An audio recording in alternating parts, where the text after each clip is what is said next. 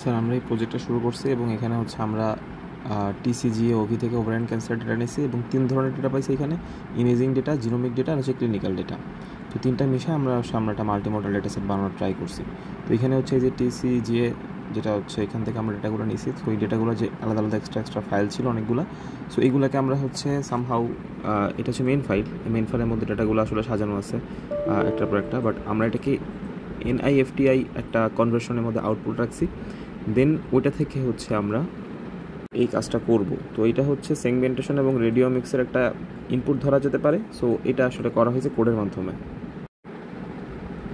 তো এখানে হচ্ছে আমরা অ্যানালাইসিস ডট পাই যে ফোল্ডারটা আছে এর মধ্যে হচ্ছে আমরা অ্যানালাইসিস করছি। তো প্রত্যেকটা ফোল্ডারে আলাদা আলাদা আমরা কোড রান করছি। সো এখানে হচ্ছে অ্যানালাইসিস করার পরে দেন হচ্ছে আমাদের কিছু ফাইল জেনারেট হচ্ছে, যেমন এখানে কিছু সিএসভি ফাইল আসছে। এখানে হচ্ছে ডিকম প্রিপ্রসেসিংয়ের যে ফাইলটা, এখানে হচ্ছে আমরা পুরোপুরি ইমেজিং ডেটাগুলো নিয়ে হেভি কাজ করছি। এগুলো হচ্ছে আপনার রিস্যাম্পল করা হয়েছে, ক্রপ করা হয়েছে, ইনস্ট্যান্টলি নর্মালাইজেশন করে ইমেজিং পাইপলাইনের একটা স্ট্রাকচার দাঁড় করানো হয়েছে। আর এখানে যে রান পাইপলাইন থেকে আমরা আসলে ওই রান পাইপলাইনটা দিয়ে আমরা হচ্ছে রান করছি। তো এখানে কিছু যে ফোল্ডার জেনারেট হয়েছে, আমরা কী করছি এখানে জিনোমিক ডেটাগুলো নর্মালাইজ করা হয়েছে এবং ওইগুলো হচ্ছে সিএসভি ফাইলে ক্রিয়েট করা হয়েছে যেন আমরা এখানে ডিরেক্টলি কোড চালাতে পারি। কিন্তু স্যার এইখানে প্রবলেমটা হয়েছে কি, যে এই যে সেগমেন্টেশনের পার্টটা অনেক টাফ, কারণ এখানে আমাদের ফোল্ডারের মধ্যে সব কিছু রয়েছে ডেটাগুলো। সো আমি হচ্ছে এগুলোকে স্টার্ট করে নিজে করার ট্রাই করছি, বাট এটা আসলে একার পক্ষে করাটা অনেক টাফ, বাট আমি একা চেষ্টা করছি যতটুকু পারছি।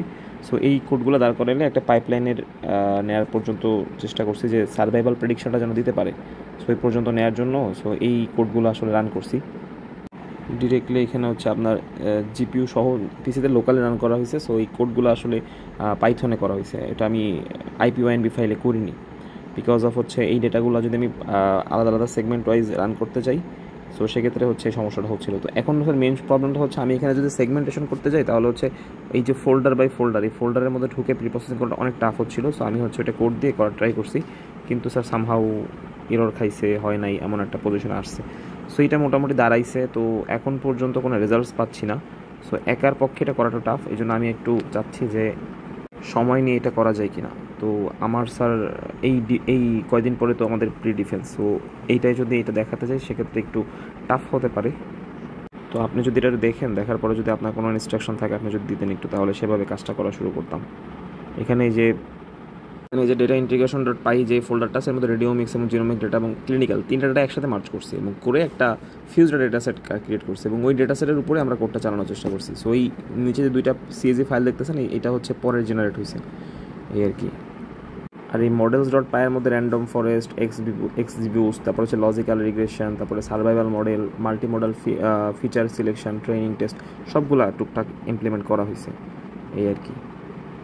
আর স্যার হচ্ছে এখান থেকে ইভ্যালুয়েশন ডট পাইয়ের মধ্যে পুরোপুরি অ্যাকুরেসি, তার প্রিসিশন, তারপরে হচ্ছে কনফিডেন্স ম্যাট্রিক্স, তারপরে হচ্ছে কেপলান মেয়ার কার্ভ, তারপরে হচ্ছে আপনার feature importance plotting, cross validation, এগুলো সবই ইমপ্লিমেন্ট করা হয়েছে। কিন্তু স্যার আসলে ওই সেগমেন্টেশনের পার্টটা পারফেক্টলি করতে পারতেছেন, দ্যাটস এটা হচ্ছে না। তো ওইটা করতে গেলে অনেক টাইম লাগবে এবং কিছু মানুষ নিয়ে করতে হবে, একা করাটা টাফ।